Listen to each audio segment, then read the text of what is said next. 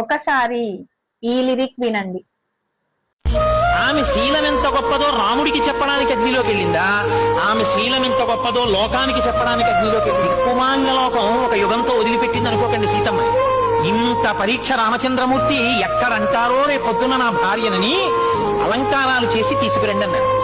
ఎగబడి చూశారామండి. రాముడు ఊరుకుని పక్కన కూర్చోబెట్టుకుంటే ఇంత అందగత్తగా పెట్టారా రావణుడు తీసుకెళ్లాడు కదండి. ఈ మాట అంటారని ఇన్ని నెలల తర్వాత భార్యని చూసినా ఆయనకి తెలుసున్నా ఆవిడ ఎటువంటిదో, లేచి కభాలన చేతులు పట్టుకుని ఆవిడ కళ్ళు తుడవాలనున్నా, వాళ్ళ నేనొక్క 5 నిమిషాలు తొందరపడితే జీవితాంతం నిన్ను లోకమనే మాటలకి నీ మీద నాకున్న ప్రేమ వలన ముందు నేను ఏడవలసి వస్తుంది సీత. నువ్వు అంతఃపురంలో ఉంటావు, ముందు నా చెవి వినపడతాయి. కాబట్టి నీ చారిత్రం ఏమిటో లోకానికి తిరిగి చెప్పాలి.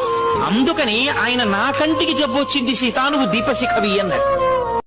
ఆ రోజుల్లో సీతాదేవి పవిత్రత మీద పడ్డ అపోహను జనాల మనసుల్లో నుంచి తొలగించడానికి శ్రీరాముడు అగ్ని పరీక్ష పెడితే అగ్నిదేవుడితో సహా ఆవిడ పవిత్రతకు సరితూగలేకపోయారు.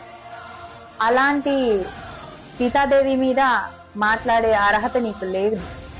జై శ్రీరామ్. Thank you. మీ బెజవారా సింపుల్ సతి. Please follow me.